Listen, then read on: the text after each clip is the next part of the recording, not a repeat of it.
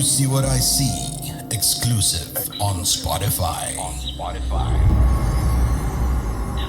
Download Anchor untuk bikin podcastmu gratis.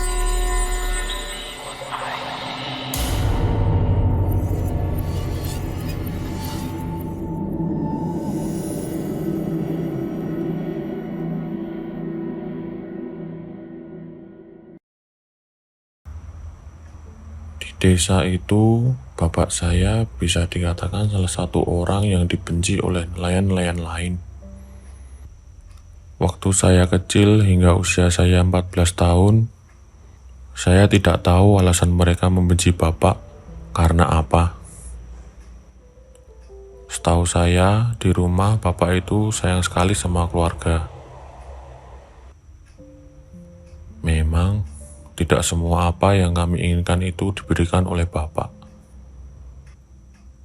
Bapak berkata, jika kami menginginkan sesuatu, maka kami harus bekerja keras terlebih dahulu. Jika uangnya tidak cukup, Bapak akan menambahkannya dengan uang milik Bapak hasil dari menjual ikan. Menurut saya dan kakak, Bapak adalah seorang pria yang tangguh, yang luar biasa hebat. Walaupun menjadi nelayan yang kerap jarang pulang, Bapak tak pernah melewatkan salat 5 waktu, mengaji, dan mengajarkan banyak hal baik kepada saya, kakak, dan ibu, dan juga kepada orang lain. Namun pada akhirnya, kebencian orang-orang terhadap Bapak mulai terkuak saat nelayan-nelayan berkerumun di depan kapal mereka sambil menyiapkan jaring dan segala sesuatunya sebelum mereka melaut. Gak usah diajak sih Udin itu, soalin banget. Coba kalau udah pulang dan dapat banyak ikan, apa susahnya sih? Patungan buat kita, dangdutan, sama mabuk-mabuk dikit lah. Ya gak apa-apa lah. Kan kita udah capek tuh beberapa hari di laut, ucap salah seorang teman bapak yang paling saya kenal. Wajahnya kerap kali datang ke rumah untuk meminjam uang. Sebut saja namanya Pak Tony. Ya, Pak Tony adalah salah satu nelayan yang paling sering datang ke rumah. Saya seringkali membukakan pintu ketika Pak Tony datang. Namun, saya heran kenapa Pak Tony mau memenjarakan Bapak di belakang.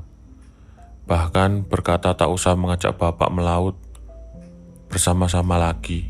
Saya mengadukan itu ke Bapak, kakak, dan ibu. Tapi mereka hanya tersenyum. Saya benar-benar menuntut penjelasan mengapa Bapak dibenci dan apa benar yang mereka katakan itu. Kalaupun benar, ya tidak masalah. Bapak tidak masalah dibenci oleh teman-teman nelayan Bapak. Yang penting, Bapak tidak dibenci Allah. Yang terpenting lagi, keluarga Bapak mensupport Bapak. Saya tentu saja belum paham dengan jawaban itu.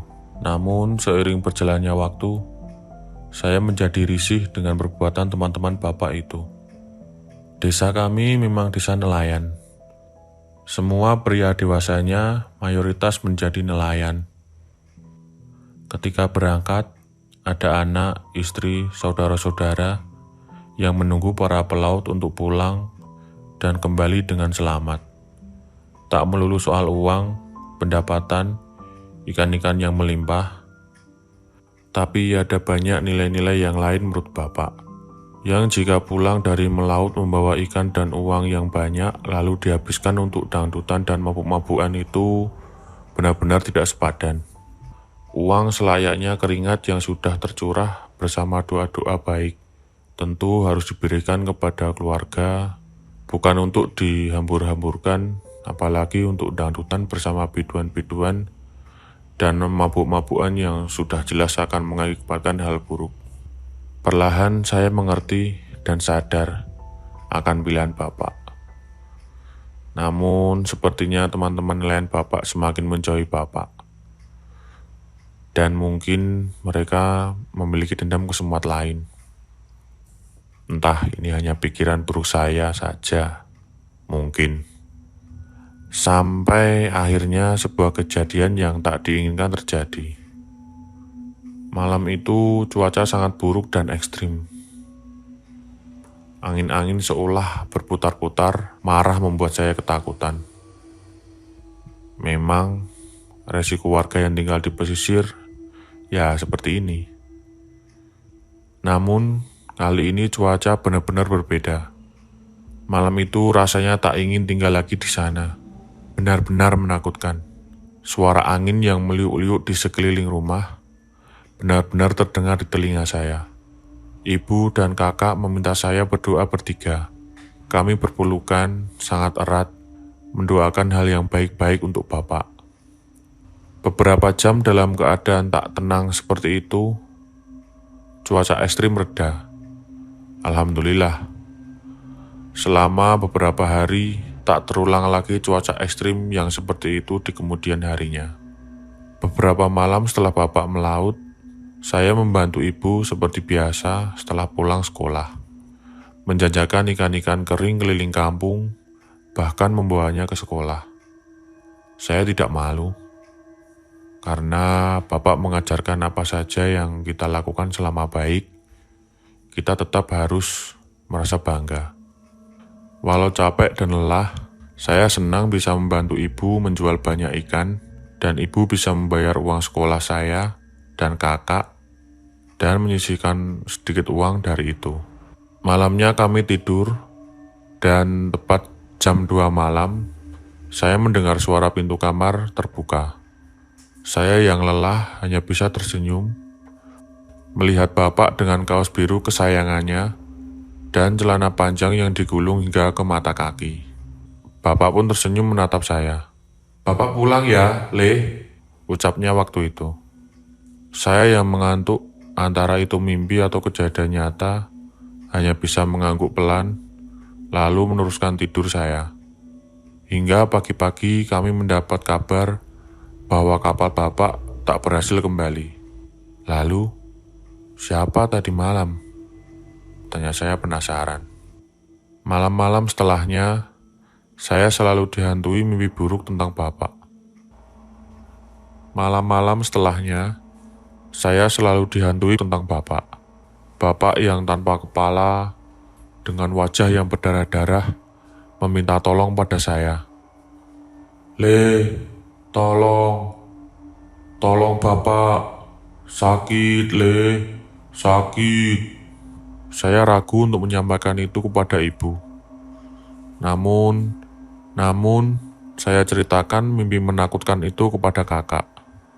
Berhari-hari, saya, kakak, ibu menunggu Bapak kembali sambil memandangi lautan lepas berwarna biru yang katanya banyak memiliki misteri. Kami melantunkan doa-doa baik. Beberapa orang mulai menyampaikan simpati. Teman-teman Bapak yang kerap membicarakan Bapak di belakang hanya memandangi kami tanpa ekspresi. Rasanya saya ingin mencincang-cincang dan menjadikan mereka makanan ikan. 2 minggu Bapak belum pulang. Malam itu mungkin menjadi pertanda bagi saya pribadi. Entahlah, saya tidak tahu kemana Bapak pergi. Saya, kakak, dan ibu saling bermaafan, berpelukan, meminta maaf dan menguatkan. Kakak dan saya berjanji akan selalu berada di samping ibu, apapun yang terjadi. Malam Idul Fitri, kami sedang bersiap untuk menunaikan sholat Isya berjamaah. Sajadah sudah digelar, tapi lampu malah padam. Ibu menyiapkan lampu teplok di sekitar sajadah yang sudah dibentang, dan kami meninggalkannya karena ingin mengambil wudhu di belakang rumah.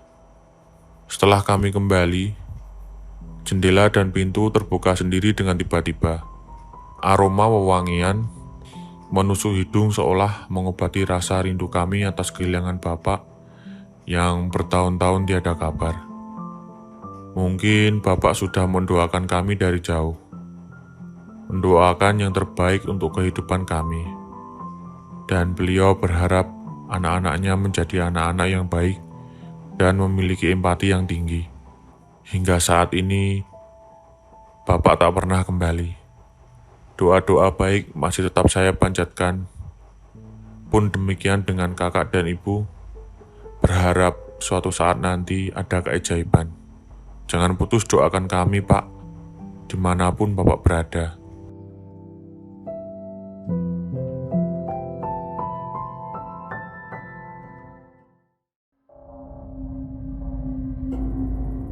Kamu punya pengalaman horor?